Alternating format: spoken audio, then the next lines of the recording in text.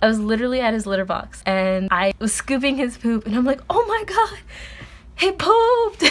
It's real poop! Oh, hi guys. Today I'm gonna be bringing you a Mops update video. So now it's officially been over a year since I've had Mops. I adopted him when he was 6 and now he's officially 7. So according to the Animal Hospital Association, that means he is now officially a senior cat. And with senior cats, there's a lot of like medical complications that can come with that, which is something that I've been dealing with Mops, honestly, since I've had him. When I first got him, his previous caretaker was feeding him this dry food, and he's only had dry food his entire life. So she would try to give him wet food when he was younger, like when he was a kitten, but he wouldn't have it, he would just have dry food. So he's been literally having the same dry food for 6 years. And so when I first adopted him, I took him to the vet, make sure everything was okay. Things were not okay. He began peeing on the couch, and that's when we found out that he suffered from urinary crystals. So that caused him to be on a very special diet. He was on that for a while, but then that brought up other complications, which included having constant diarrhea. For a while I thought it was only because he was having wet food, and it was just a sudden change in his diet that was causing him a lot of problems. So we tried to figure things out with the vet, and they gave us some medicine just to make sure that it wasn't worms or anything like that, no parasites. The blood came back good. Everything came back negative. Like, everything was good.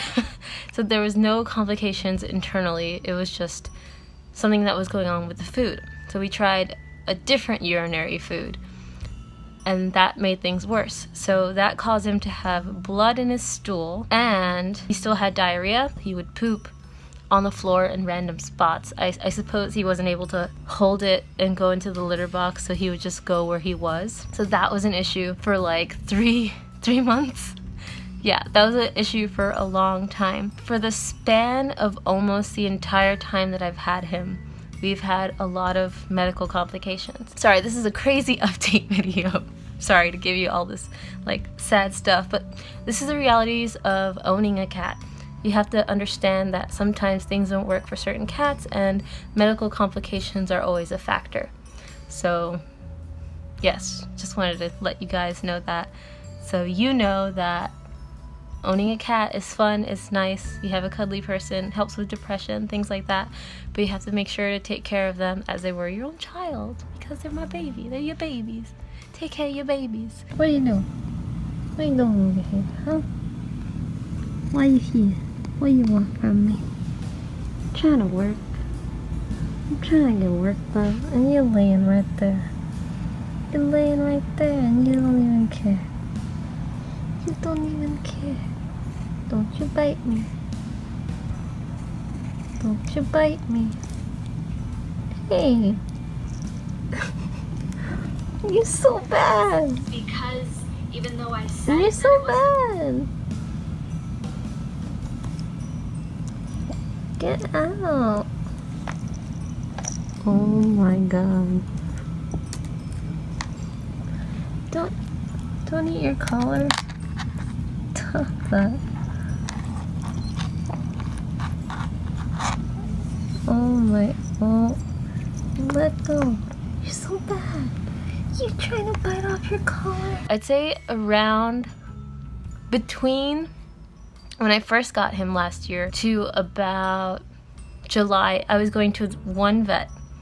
And after a while, I realized like this one vet, I felt like I was being overcharged, or like they weren't giving me the correct things. And I was talking to a lot of friends, and they said always try different vets, because you're always going to want different opinions depending on what's going on with your cat. It's the same thing for people. Always get a second opinion from a different doctor, because you never know, one doctor could be making a mistake while the other actually finds out what's going on and what's wrong. By the time June, July rolled around, that's when we found a different vet. So she gave us a second opinion, and she says, you know what, maybe he's allergic to some of these foods. So most cats are generally allergic to chicken and fish.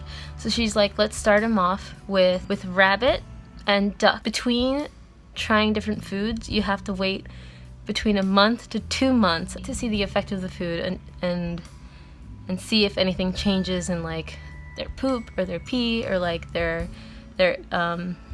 how they act, like if they have more energy or if they're still lethargic.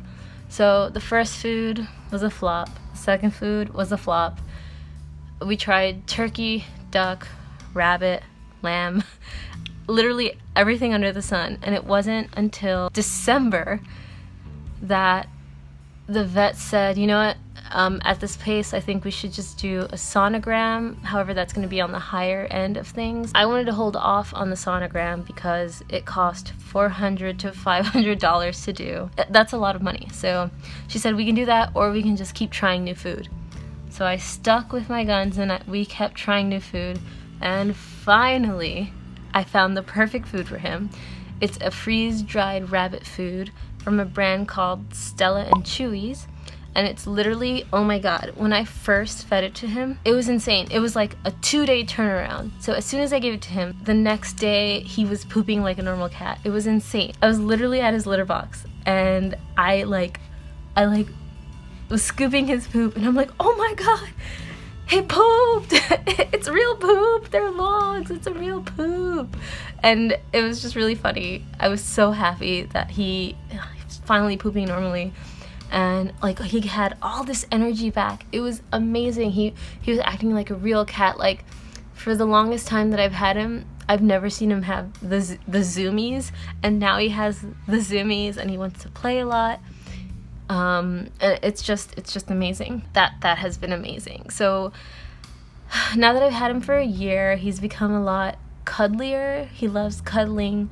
He's gotten into the habit of like cuddling with thighs. So if you're sitting on the couch, he'll just come and like meow. Like it's so funny because before he does anything or enters a room or like approaches you, he meows and it's really cute. But he's very vocal. Are you business boy? Were you late to work today? Did you sleep through your meeting? You did. Oh no. Oh no, Mops. You slept through your meeting? Oh no. Did you got fired? Oh my gosh. So bad. So he'll meow, like asking, hey, can I sit there with you? So you're like, come on. So I pat the couch and then he comes up and jumps and then he cuddles my thigh and it's really cute. If anyone comes home, he likes to run to the door and he greets you at the door. Oh, there was one time that I let him explore the hallway, but he got lost. Like our hallway's straight and then it turns to a corner and then that's it. And it doesn't have, like, there's a stairwell, but the door is always close to the stairwell, so it's not like he can like escape or anything too crazy can happen.